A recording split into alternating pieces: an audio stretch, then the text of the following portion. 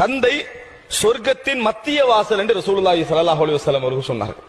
தந்தை ஒரு சொர்க்கத்துடைய மத்திய வாசல் தந்தை தான் அப்படின்னு ரசூலுல்லாஹி ஸல்லல்லாஹு அலைஹி வஸல்லம் அவர்கள் சொல்லி காட்டினார்கள்.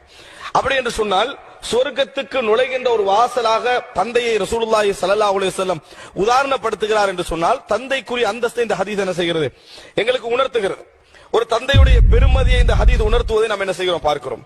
அதே போல என் தந்தை எனக்கு உரிமை இல்லாமல், அவருக்கு உரிமை இல்லாமல் பணத்தை அதிகமாக என்ன செய்கிறார், என்னிடத்திலிருந்து எடுத்து விடுகிறார்.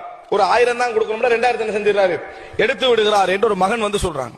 அப்ப ரசூலுல்லாஹி ஸல்லல்லாஹு அலைஹி வஸல்லம் சொன்னார்கள், அதாவது நீங்களும் உங்களது சொத்தும் அந்த வமாலுக லி அபீக, நீங்களும் உங்களது சொத்தும் உங்கள் தந்தைக்குரியதுதான் ரசூலுல்லாஹி ஸல்லல்லாஹு அலைஹி வஸல்லம் சொன்னார்கள்.